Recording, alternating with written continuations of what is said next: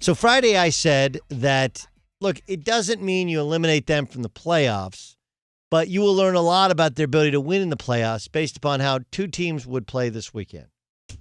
The Ravens against the Steelers, most notably Lamar Jackson throwing the football, and the Saints against the Bears. Again, Drew Brees throwing the ball in bad weather in the cold against a good defense. Drew Brees won the game. Lamar Jackson lost the game. Drew Brees' team won 16-13. Lamar Jackson still had a chance to throw the ball in the end zone, deflected at the end of the game. So the games were not blowouts. It's not like they got embarrassed. But are you guys okay with me saying that both of them showed their warts in a major way? Are we okay saying that? Right? So with that in mind, I struggle with one team kind of on this list. But when I go through and I kind of dig through and try and find, hey, which of these playoff teams can legitimately win a Super Bowl? You know, got to win a Super Bowl. I sit there and go like, ugh. You have a quarterback who's failed in his only 2 playoff games previously. Doesn't mean the Ravens won't win a playoff game, but I watched them against the Chiefs. I watched them against the Steelers, and I watched his struggles.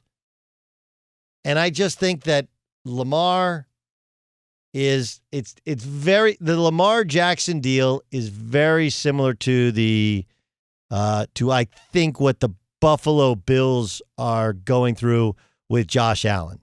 Is that Lamar is way better than people would have thought he could be, but the limitations that people saw are still limitations that keep them from winning a Super Bowl. Is that fair? And then when you factor in, this is important. I tell you, I still believe in Baltimore, truthfully. I do. I believe in Baltimore, in their defense. I believe that style can win more than people think. Do I think it's a traditional style that can win Super Bowls? No. But look, they don't have to. They don't necessarily have to run up on. They could have beaten the Steelers, and they will play the Steelers again, and they may not play the Chiefs. Right? It's possible the Chiefs lose. But I'm also being honest and telling you, losing Ronnie Stanley, who's your starting tackle, is a devastating blow to this team, right? That is losing Tyron Smith for the Dallas Cowboys. If you trace it, when Tyron Smith wasn't healthy, that offense wasn't good. When Ronnie Stanley ain't healthy, they're not going to be the same team. When you dominate games based upon your ability to move people and run the football, and you lose your starting left tackle, who's your highest paid offensive lineman for a reason, for the year, then you factor in the limitations of Lamar. And I'm going to sit here and tell you, they're not a Super Bowl team. The Steelers, as of now, are. The Chiefs are. Are we okay with that? I just think Buffalo a notch below because of Josh Allen.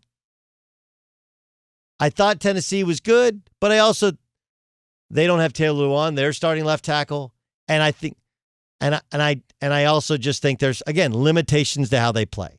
Legitimately in the AFC, I would say there's 2 teams, Chiefs and Steelers, and then the 3 other kind of fake contender type teams are pretty obvious in Buffalo, Baltimore, and Tennessee. And maybe, Indianapolis, I think, has a really good defense. I just think their weak link is quarterback.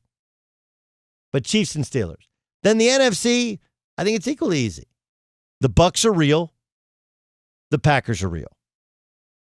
I take the Niners have no shot because of injuries. The Rams have too many limitations, most notably their quarterback.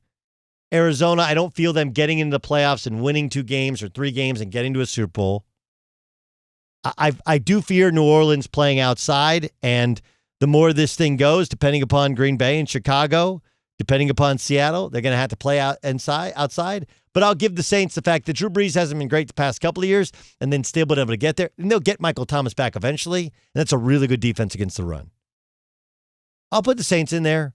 The Bucs are in there. And I'm going to put the Seahawks because they probably have the best player in football.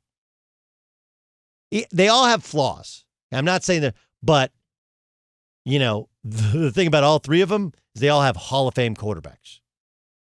So Hall of Fame quarterbacks have this thing that they can do, which is they can cover up some flaws, right?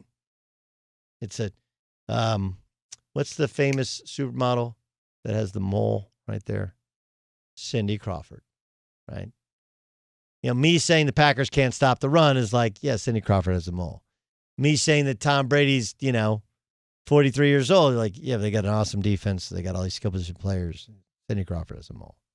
Seahawks not having a particularly good defense, yes, but they supercharged their defensive line with the moves they made last week, and they have Russell Wilson, so they got the mole. I think the biggest mole, guacamole, is Drew Brees' arm. That's the most problematic one. But I also know that Taysom Hill, you have 2-star skill position players, and the defense is pretty damn good, especially against the run. Let's get to football. This was Joe Judge, head coach of the New York Giants, talking about Daniel Jones after the loss. Daniel's our quarterback. What we have to do is just make sure we keep improving everything around him and that we coach every player the same way. I told Daniel on both times the play happened. I just told him be patient with it, stay committed to it. We're going to need you down the stretch. We need you to make plays. And obviously in that final drive, he made a lot of big plays for us. So you just got to keep moving on. Things happen in games. Just got to keep moving on. Things happen in games.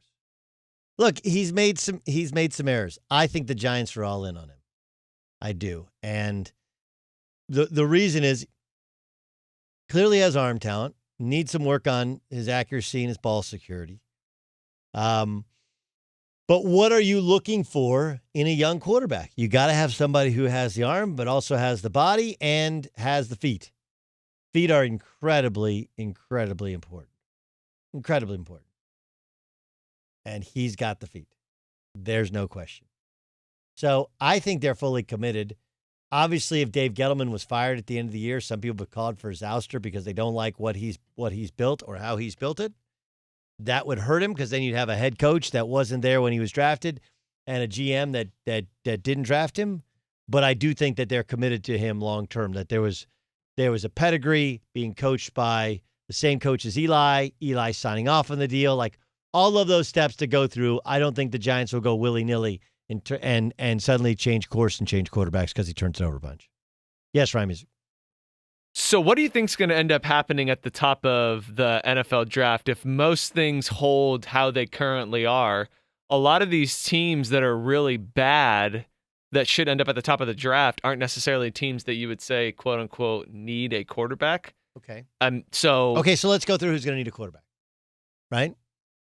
Okay.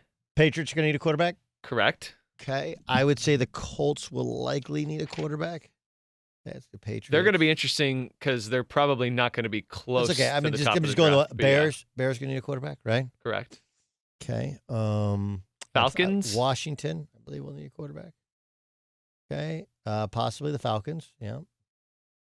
Possibly Falcons. Who else? I don't think the Lions will. But I don't think it's crazy that they could move on from Matt Stafford. But let's leave the Lions. They have other issues to get to. Okay, so you just go NFC East.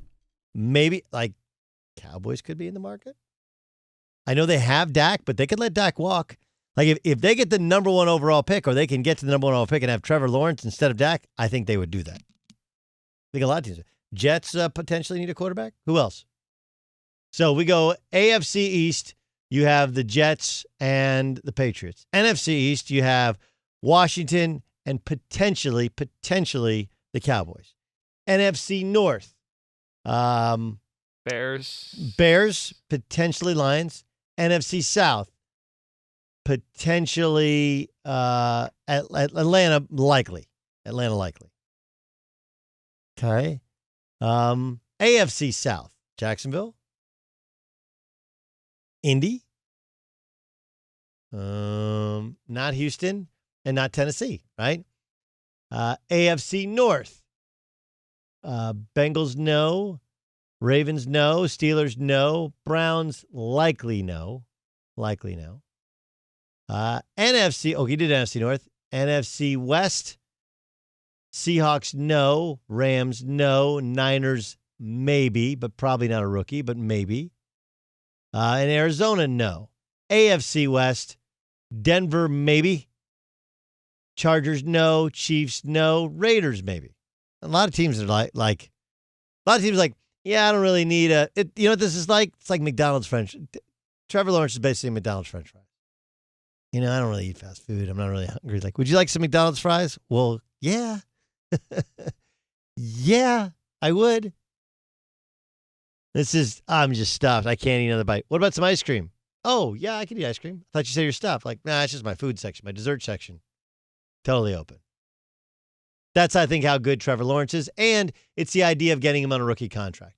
It's like, look, do I think Sam Darnold could be probably better than Trevor Lawrence next year if you had a whole new team around him? Like, yeah, but you're going to have to give him a new contract at some point. And he's got a lot of bad habits because he's been playing with, and you're starting over with Trevor Lawrence, where you pay him a bunch of money up front, but then you get a couple years where you barely pay him anything. And for the Jets, you wouldn't have to move mountains to be. If you're the number one spot, you're the number one spot. You already have a couple other first round picks you can trade away for other players. So what was your question? Do I think a bunch of those bad teams have quarterbacks? Yeah, yes and no. Well, yeah, it's just going to be interesting to see how, they have young quarterbacks, but they're going to do I guess you'd say the Josh Rosen, where between the Jets and the Giants, potentially, like you said, with Washington, all those teams would be already giving up on what were first-round draft picks, high draft picks at that, in order to do the same thing right again in 2-3 years later. Here's why, as of now, here's why the Giants won't do that. Gettleman drafted Daniel Jones, right? So he was the one who's like, this is the pick we're making. And that would be admitting a mistake 2 years in, and I don't see that happening. Whereas for Washington, none of those guys were there when they drafted Dwayne Haskins except the owner. And they can all just go, hey, it's just not a good fit. For Sam Darnold, same thing. Like Joe Douglas didn't draft him, and Adam Gase was brought in to fix him, but wasn't there as his head coach. So I think therein lies the